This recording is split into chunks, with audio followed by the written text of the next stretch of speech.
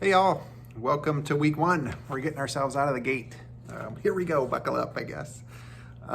So just a quick intro video from me on what we're going to be doing just this first week. So of course we have our traditional intro piece where you'll introduce yourself to the group and that type of thing. But as far as the assignments go, we're going to start reading in the book, and so the assignment for the reading assignment for this week. So there's just two things really to do that are submittable. Well, three, I guess, that are submittable. Two submittable. Sorry. But the first is to read in our book.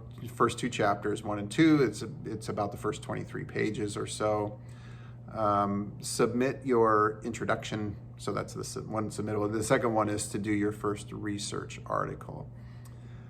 But in general, for what we're talking about here is just kind of diving ourselves into research. So it's an introduction to research. And then a little bit on the ethics. I think it's a good idea to talk about ethics as we get out of the gate here too. So, and that's provided in the book, which I think I really like that at the start. So anyway, so that is the first kind of intro into research. But your questions probably come from the research article itself, because that's the first real kind of major assignment for this. And so just looking at your syllabus, I'm just going to read what it says for you relative to this assignment. And this goes for all 7 research articles, this intro part, and then I'll talk specifically about week 1. So the primary objective of the course is to get accustomed to reading scientific, peer-reviewed, published literature. All important terms. So scientific, of course, that it goes through some sort of method. Peer-reviewed means that for an article to get published, it has to have gone through a process where people who are not associated with the research project but are experts in the area read the article and make suggestions about, first of all, should it be published? Did it have enough rigor? Did it use the right methodology? All of those types of things, but also, is it written well enough? Is it important even to publish? Who cares? That kind of thing. So peer-reviewed are really important, is a really important component to reading research, to know if it's peer-reviewed or not. There are journals out there that don't require a peer review. So people could be doing research but not having their colleagues, other experts reviewing it to ensure that it has the rigor that we can feel confident that what we are reading is quality research. Okay, so one of the safety nets for that is to have a peer review process. So all of the research that is published in Preventing Chronic Disease, the journal from the CDC that we're using for this course, and particularly this assignment, they're all peer reviewed. And then further here,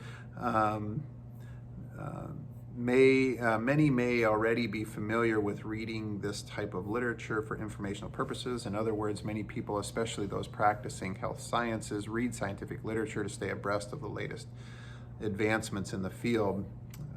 This course, however, will take a step further by also critically analyzing the way the literature was presented and the research conducted that led the authors to make their conclusions. For this assignment, students are asked to find, cite, read, summarize, and analyze one peer-reviewed research article in the first 7 weeks of the course. There will be a specific type of article that students will be looking for each week, and those are outlined below. Okay, so that's specifically, what does that mean for week 1?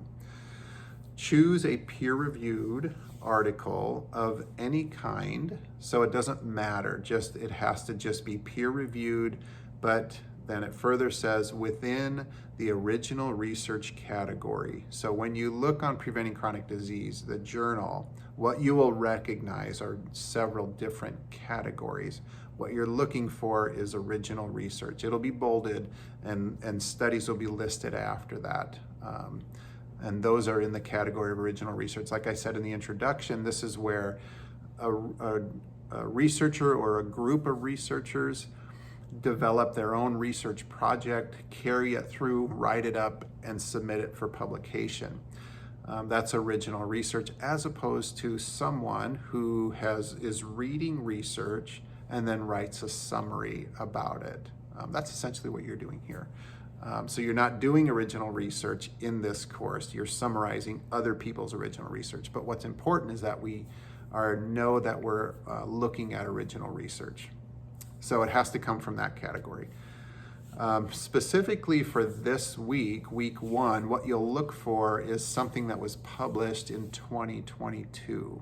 Okay, so the reason I'm doing that is just so you, first of all, recognize that, you know, when a publisher publishes all of their research, they categorize it by year, and then if they're doing like a monthly journal, or sometimes it's weekly, sometimes it's, you know, every other month. Depends on just the, you know, the journal and how much their articles are putting out. But we're looking at research that is recent. Okay, so the recently published, so that was published in the last year.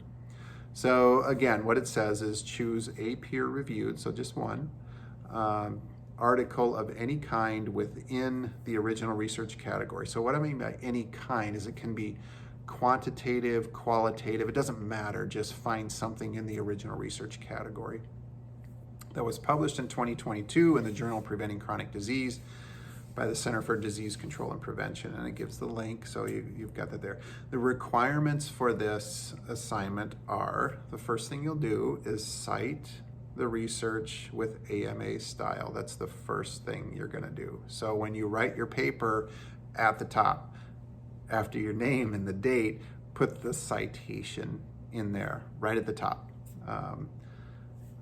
So it goes top of first page. So if you wanted to do like a cover page that has, you know, your name and the date and, you know, research article number 1, that's totally great.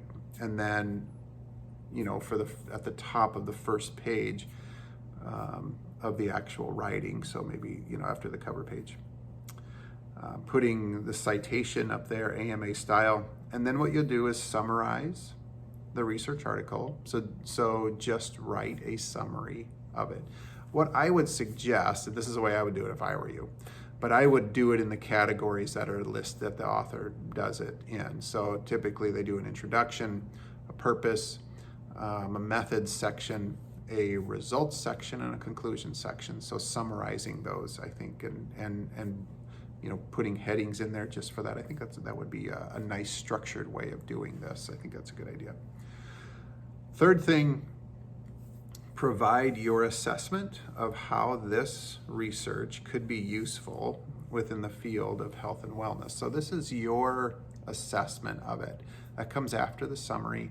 The purpose of this is for you to be able to read something and say, okay, this is how it might apply. This is why it might be important. This is why, you know, maybe it's not important. But how does this fit in with health and wellness from your understanding, and, you know, how can this information be applicable? That's really the point. How can this be applicable? And then the fourth thing listed here is that it's a 3-page minimum. Okay, so this not including the title page, but the citation, the summary, your thoughts on the application of it is 3 pages. So that's the assignment for this week, and this gets us out of the gate with becoming familiar with in the readings, what is research, but then actually going to a particular journal. This is all online. They don't do a printed journal of Preventing Chronic Disease. It's all online.